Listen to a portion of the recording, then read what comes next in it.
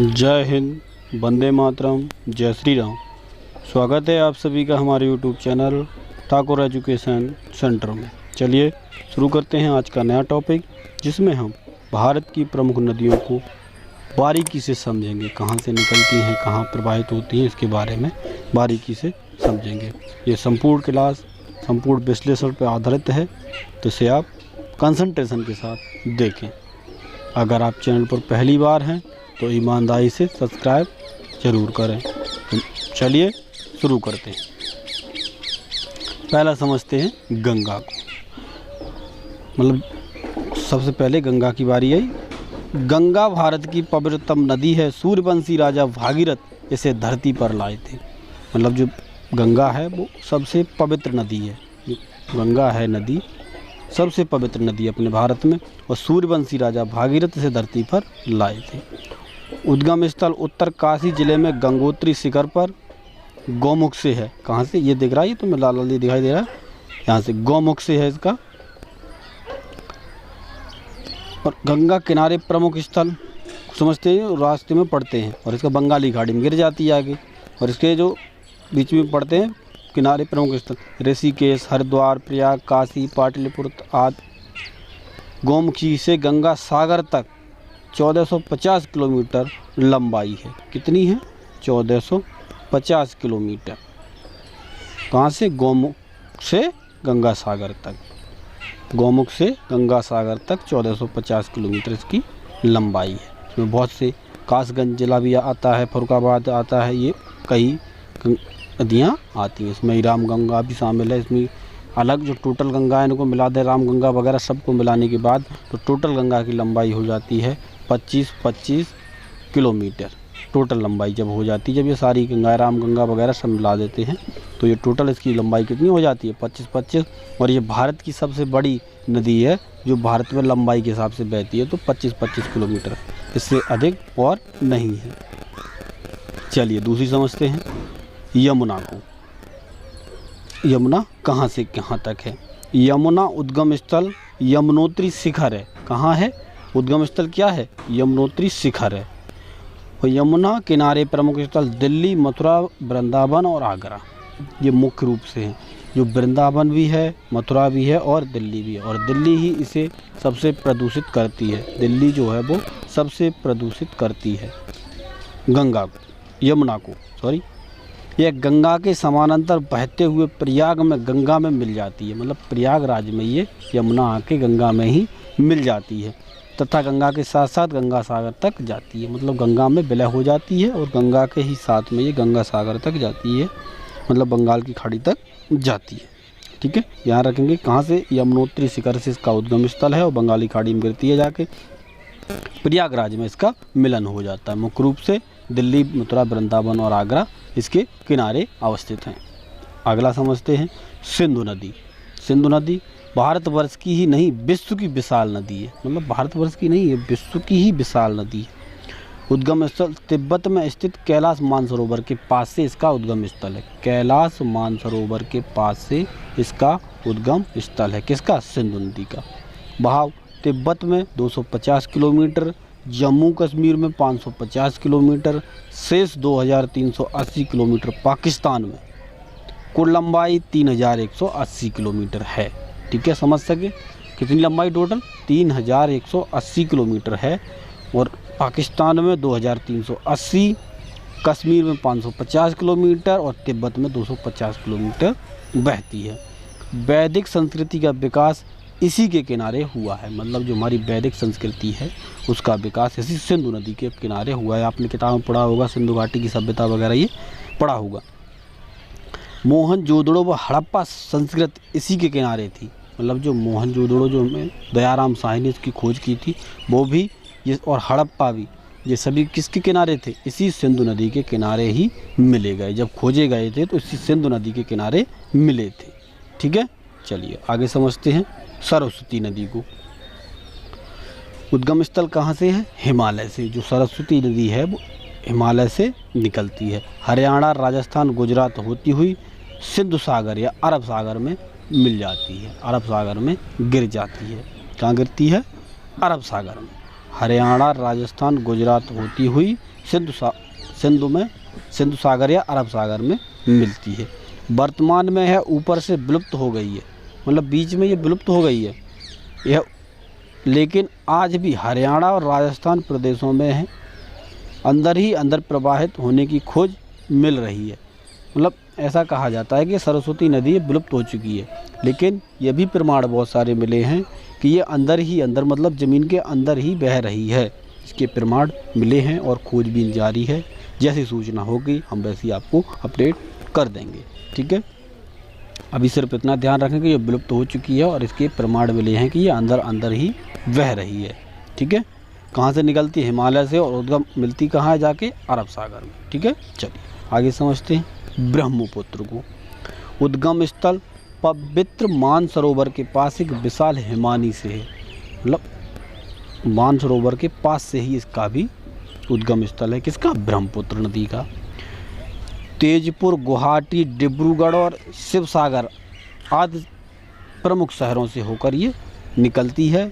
तिब्बत में इसको सांगपो तथा अरुणाचल, असम में इसे लोहित कहा जाता है। क्या कहा जाता है? लोहित कहा जाता है। किसमें? अरुणाचल और असम में, ठीक है। कुछ में दिहांग भी कहा जाता है।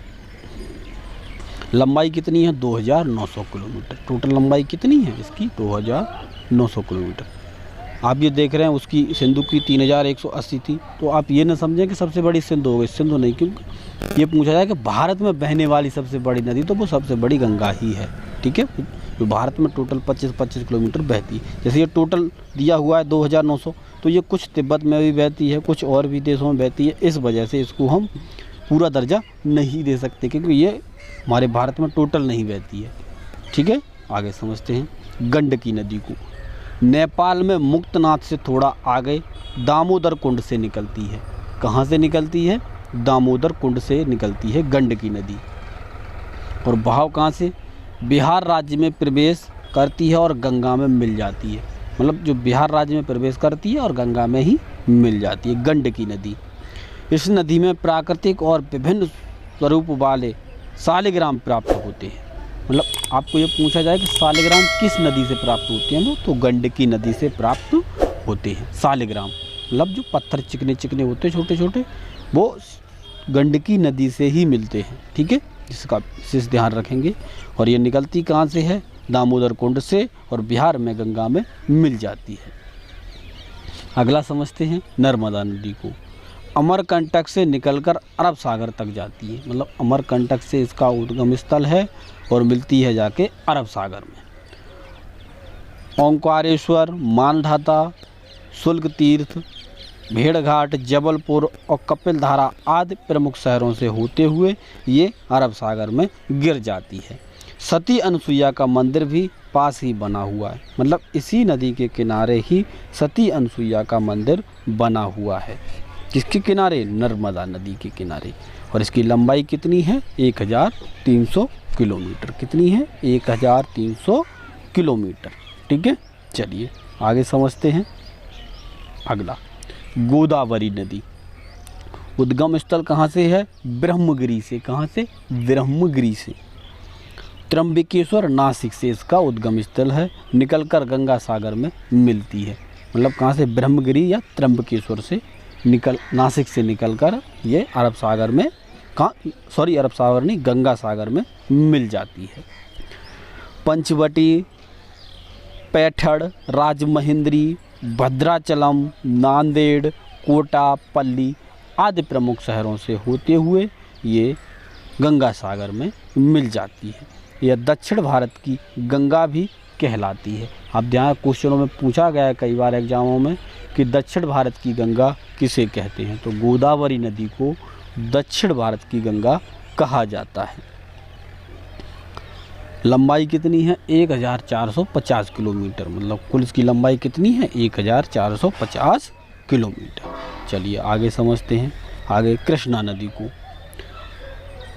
सह्याद्री पर्वत से माला में महाबलेश्वर के उत्तर में स्थित करांड नामक स्थान से निकलती है। कहाँ से? करांड नामक स्थान से कृष्णा नदी निकलती है। और गंगा सागर में मिल जाती है जाके। कहाँ मिल जाती है? गंगा सागर में। सतारा, सांगली, रायचूर, विजयवाड़ा, नागार्जुन सागर, ये सभी इसके रास्ते में पड़ते हैं। सतारा से, सांगली, रायपुर और विजयवाड़ा से होते हुए ये गंगा सागर में मिल जाती है जाके। इसकी टोटल लंबाई है 1280 किलोमीटर। किसकी? कृष्णा नदी की लंबाई 1280 किलोमीटर। ठीक है, चलिए आगे समझते हैं कावेरी नदी को। कुर्ग जिले सह्याद्री पर्वत से निकलकर सागर में मिलती है। कहाँ से? कुर्ग जिले से। कुर्ग जिले के सह्याद्री पर्वत से निकलकर सागर में मिलती है। श्रीरंगपट्टनम, शिवसमुद्रम, श्रीरंगम, तंजावुर, कुंभकोणम, तिरुचिरापल्ली से होते हुए ये बंगाल की खाड़ी में नहीं, समुद्र में मिल जाती है, हिंद महासागर में गिर जाती है आके। इसकी टोटल लंबाई है 800 किलोमीटर। कितनी है टोटल लंबाई कावेरी नदी की? 800 किलोमीटर। निकलती है कुर्ग जिले के सह्याद्री पर्वत से और सागर में मिल जाती है, हिंद महासागर में मिल जाती है आके। चलिए आगे समझते हैं महानदी। उद्गम स्थल कहाँ से है इसका? रायपुर जिले के मध्य प्रदेश के दक्षिण पूर्व में सिंधाता पर्वत से निकलकर, कहाँ से? सिंधाता पर्वत से निकलती है और उड़ीसा में कटक के पास सागर में मिलती है। उड़ीसा में कटक के पास में सागर में मिल जाती है। रायपुर, बस्तर, बिलासपुर आदि प्रमुख शहरों से होकर ये जाती है। कहाँ से? रायपुर, बस्तर और बिलासपुर आदि से निकल कर जाती है। टोटल लंबाई 860 किलोमीटर है। कितनी? 860 किलोमीटर। विश्व का सबसे लंबा बांध हीराकुंड बांध महानदी पर बना हुआ है। मतलब जो विश्व का सबसे लंबा जो बांध है, विश्व का सबसे लंबा है, कहाँ है? भारत में। किस पर बना हुआ है? महानदी पर बना। बड़ा का मतलब समझ सकते हैं, लंबा बांध को, लंबा को महान, महानदी बना समझ सकते हैं, पॉजिटिव लगा सकते हैं। बड़ा है तो बड़ा कहाँ पे? महानदी पर। ठीक है, महानदी पर बना हुआ है, ये आप समझ सकते हैं। ठीक है,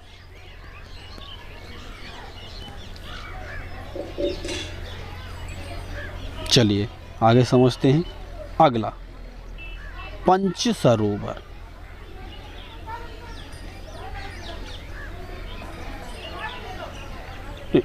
वीडियो को यहीं विराम देते हैं।